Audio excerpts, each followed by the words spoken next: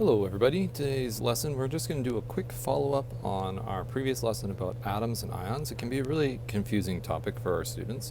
So when we are talking about atoms and ions, we really want to keep in the idea that an atom is made of three parts: the proton, the neutrons, the electrons, right? Our pen, protons, electrons, neutrons. The protons are positive, the electrons are negative, and neutrons have no charge, so we don't have to really think about those. These two are only important to mass, but these two are important to charge. And so every element, every atom can be kind of defined by its charge and its mass. Those two properties sort of determine something about it. Now, the protons are also never changing, right? Never change. So the number of protons cannot change. This must be committed as like an absolute. It's not possible. We are just going to ignore any options for changing them. There's no way to change the protons. So proton number must stay constant. But the electron number can change. And that's what's called an ion. So when protons and electrons are equal, then we say that's like a neutral atom. Oops, getting sloppy with my writing here.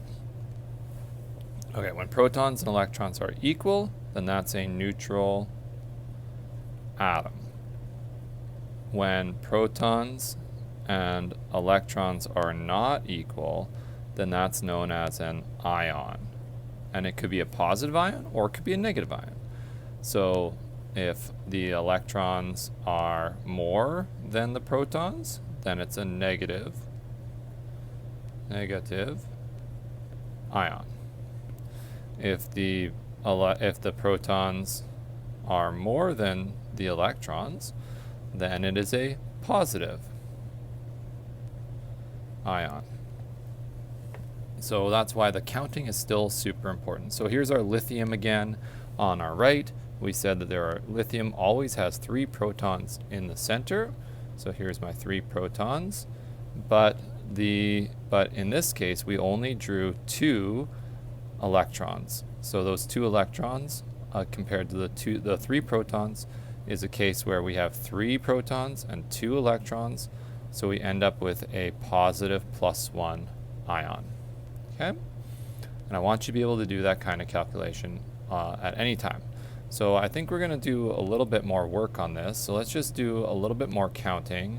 Let's do one more practice in here. So if you want, just grab a piece of paper or whatever, and let's just say we had, I need to think about my my elements here. So let's do it with boron. So boron,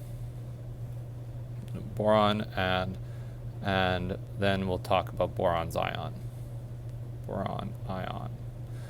Okay, so boron is got 5 protons. It normally has 5 electrons, and then it usually has 6 neutrons. Okay. You have to get the mass to figure that out. This gives us a mass. Mass is 11.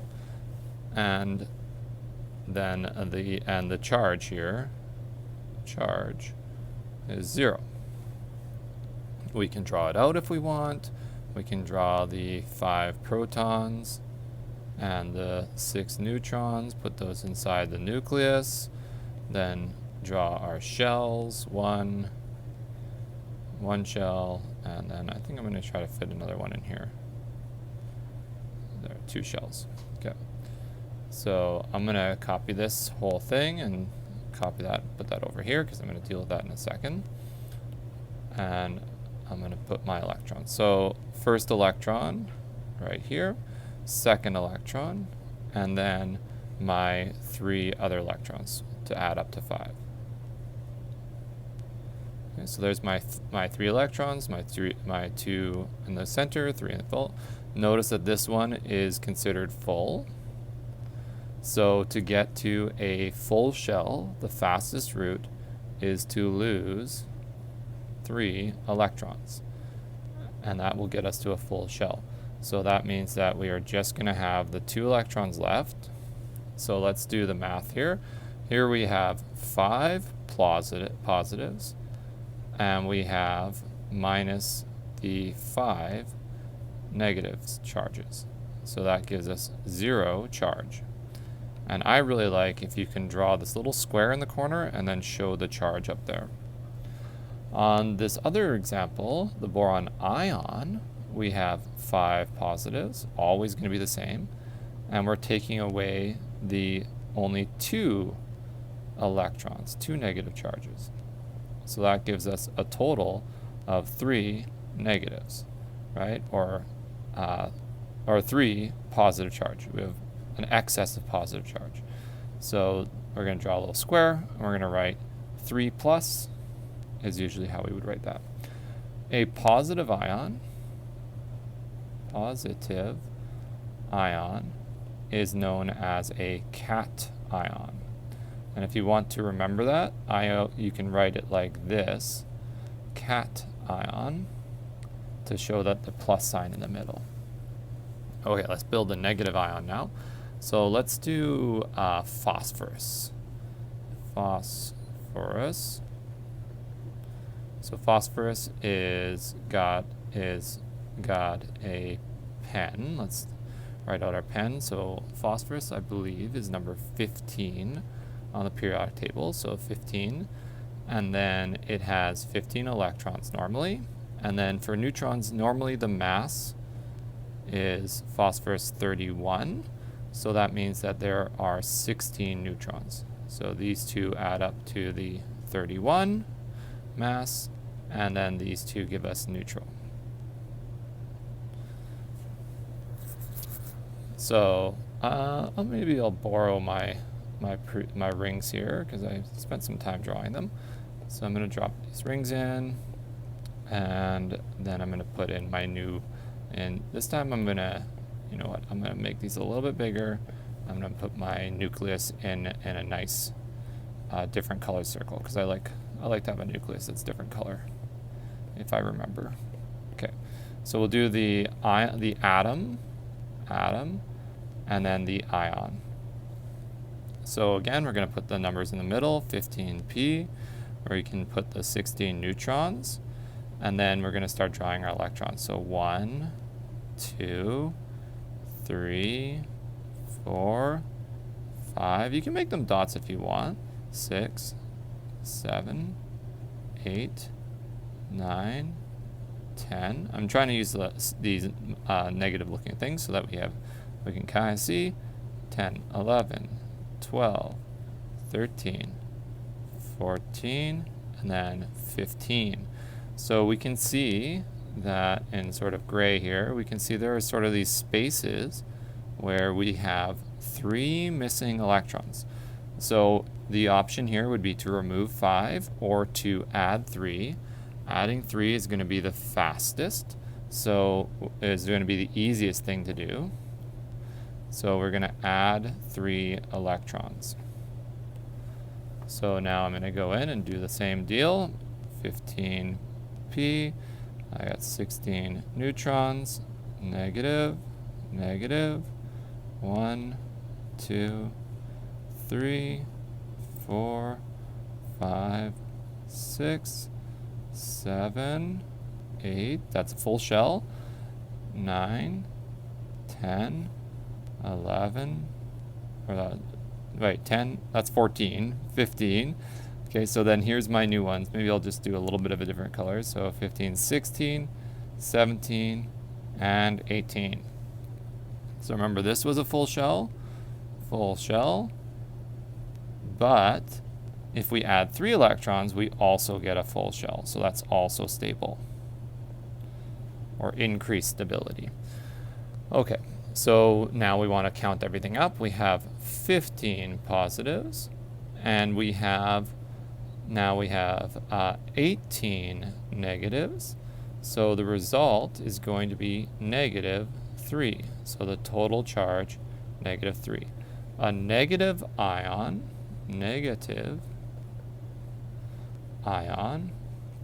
is also known as an anion. And that "an" part is used in a lot of different words to be negative. So an antagonist is the negative aspect of a storytell. Anti something would be like against. So that "and" part is like a negative, negative. Okay. All right, so let's slide through. We did that little table there. Hopefully that makes sense. So we're just going to look at the last 2 pages before we go to the next booklet in our next video. So chemistry. Atoms can lose, share, or gain electrons from their valence shell. And this is how chemistry happens. The chemical change involves rearranging the valence electrons of atoms to optimize the number of full shells. When 2 atoms exchange or share electrons, we say that they are chemically bonded. Covalent bonds are ones where the electrons are evenly shared between the atoms. They mostly happen between nonmetals, the main group elements. Well, part of the main group elements at least, not the alkali metals. Or alkaline earth metals. Molecular compounds are made with covalent bonds. So this is like sugar and oil, starch, lots of organic compounds. Let's just say organic compounds. So anything in living creatures, it's all mostly in the covalent bonds. Ionic bonds are where the electrons are transferred from one atom to another, creating ions with opposite charges. These ions are of opposite charge are attracted to each other, creating ionic compounds, usually between metals and nonmetals. And so this is mostly salt. And salt is a generic word for an ionic compound, and there's lots and lots and lots of types of salt. There's your table salt, there's also lots of different salts that have lots of different properties. So this is the main idea. In the covalent bond, the electrons are shared, and so if this is a hydrogen and this is a hydrogen, each of these hydrogens from our Lewis dot has 1 dot, but that's not a full shell. When we share them, this electron has a full shell of 2 electrons, and this hydrogen has a full shell of 2 electrons. So both have full shells. Okay? Now if you move an electron over, you create an ionic bond where this molecule has a minus charge and this molecule has a positive charge, or atom, and they are attracted to each other that way, because opposites attract.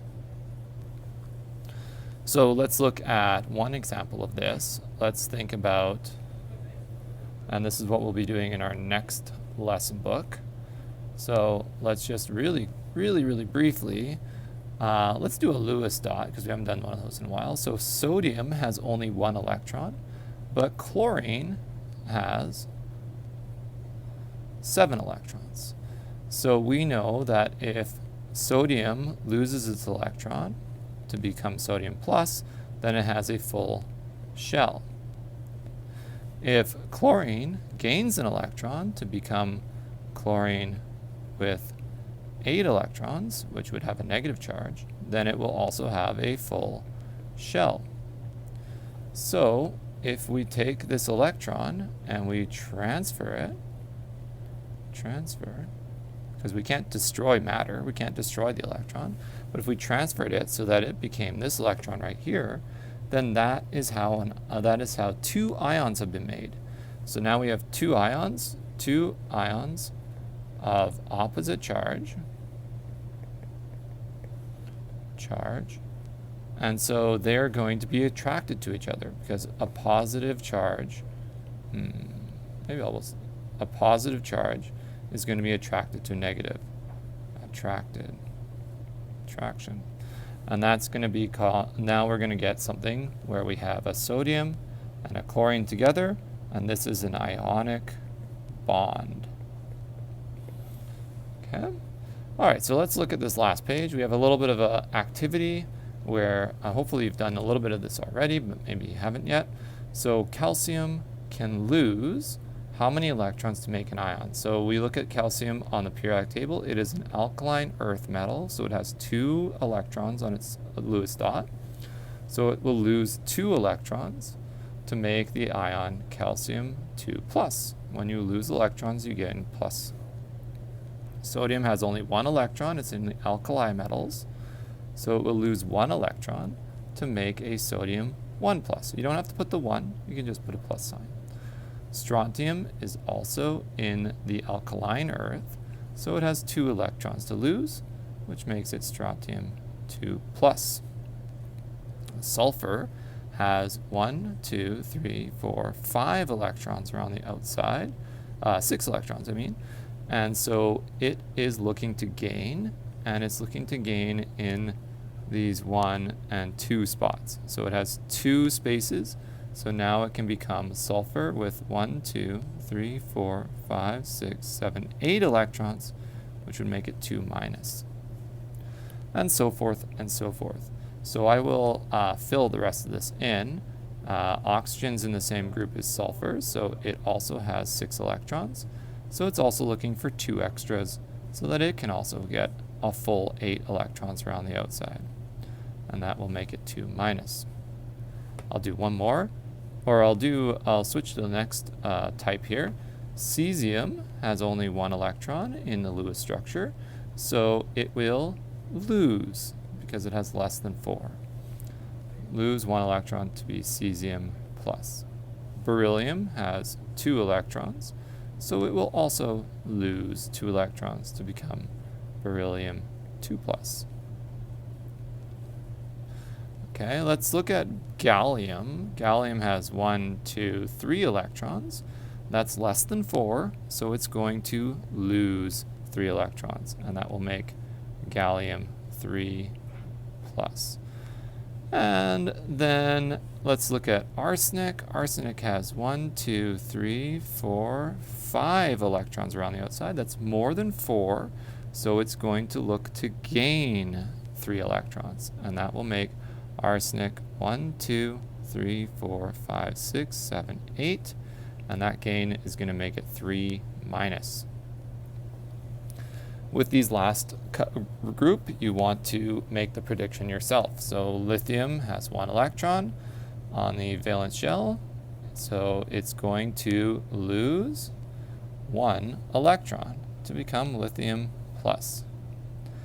Let's look at aluminum. Aluminum has 1, 2, 3, so it's going to not gain, it's going to lose 3 electrons to become aluminum 3 plus. And let's do one more. Selenium is in the same group as sulfur, so 1, 2, 3, 4, 5, 6. So it's going to be gaining, because it's more than 4 electrons, it gains 2 electrons to become selenium 3, 4, 5, 6, 7, 8, selenium 2 minus. Okay, I will fill in the rest, and you can check the workbook afterwards. And with that, we are done book 1 of chemistry, and we'll continue next day on book 2. Thanks very much.